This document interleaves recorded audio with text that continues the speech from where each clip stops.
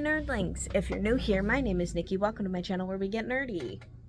I have my Christmas book haul. Yay! So here I have a stack of 8 books that I got for Christmas.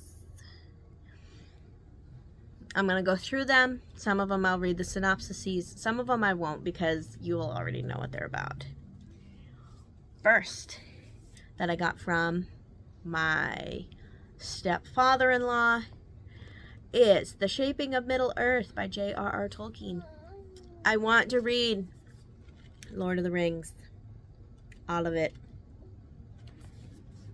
including the side novels.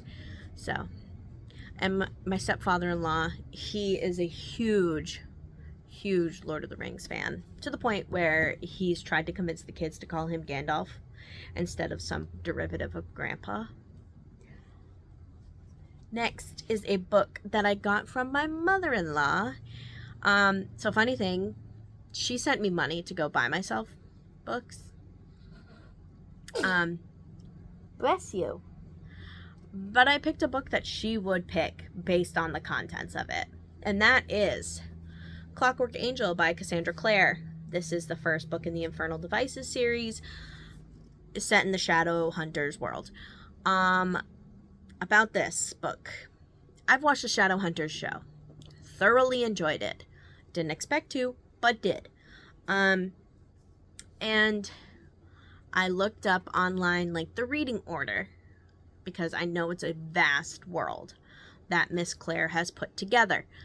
And there was like publication order, chronological order, and there was like 5 different ways to read it.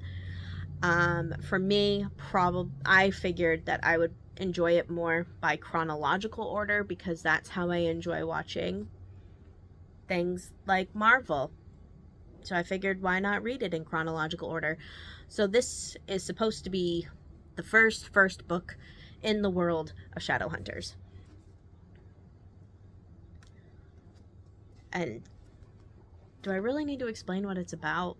Like, there's Shadowhunters that are demon hunters, there's demons, then there's the downworld, which consists of Seelies, which are fae, vampires, werewolves, that kind of stuff. Yeah, that's the basis of it. Next, we have The Outsiders by S.E. Hinton, and this is a signed edition, if I can get to it, that I got at Barnes & Noble.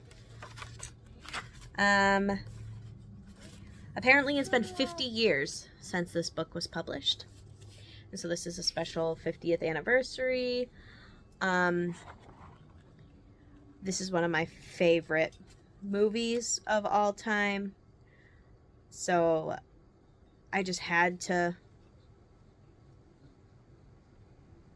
get it. I've never read the book, but I figured I should. So this is gonna be, I'm excited. I was super happy.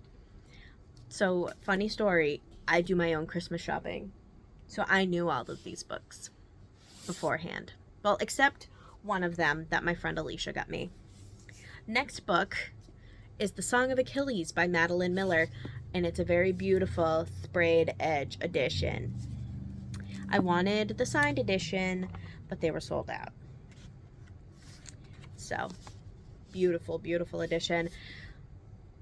It's a retelling of the story of Achilles. Like,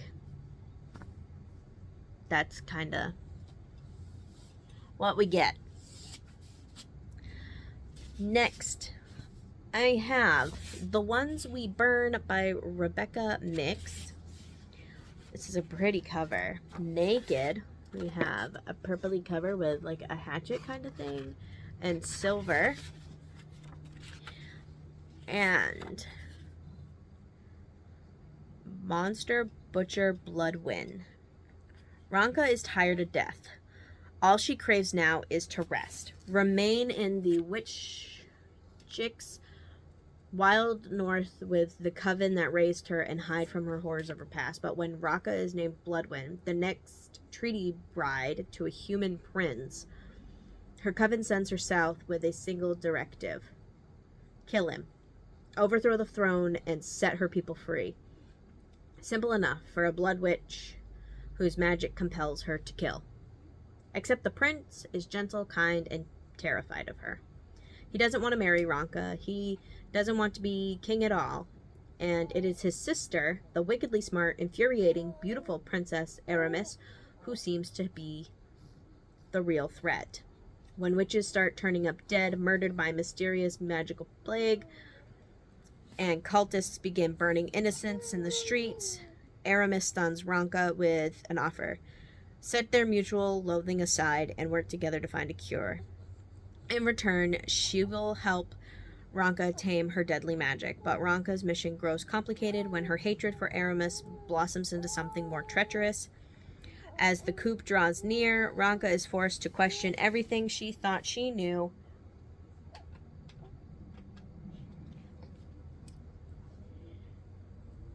about her power, her past, and who she is meant to fight for. Soon she will have to choose between the coven that raised her and the princess who sees beyond the monster they shaped Ranka to be. As the body piles up, a monster may be exactly what they need. So very femme fatale by the sounds. Like it. This one is from my mom. It's The Hobbit by Tolkien, and it's illustrated, which makes me happy. It's just a very pretty book, and I wanted a pretty book. Pretty simple. I'm a simple person. The book I did not know I was getting for Christmas is I Want to Die, but I Want to Eat Tteokbokki. Tteokbokki. I had to look up the pronunciation.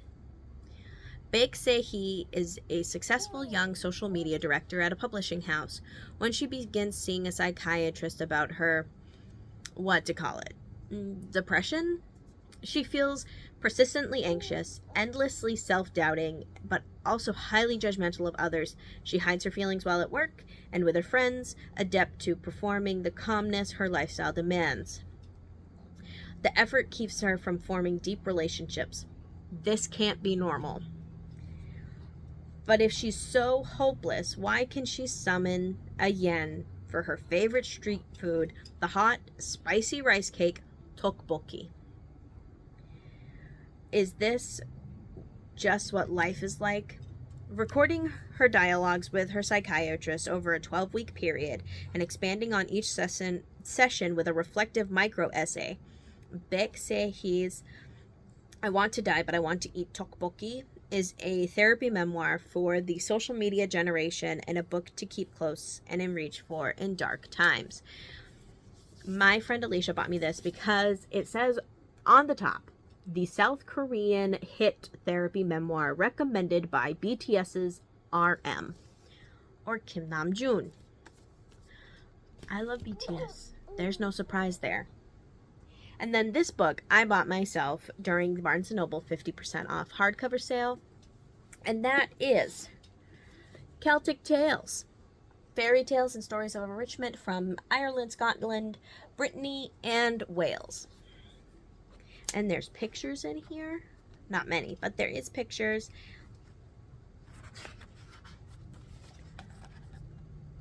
But I love fairy tales. I love legends. I love lore. And so I had to get it. It's a very pretty book. And I'm excited for it. So that is my last haul of December of 2022.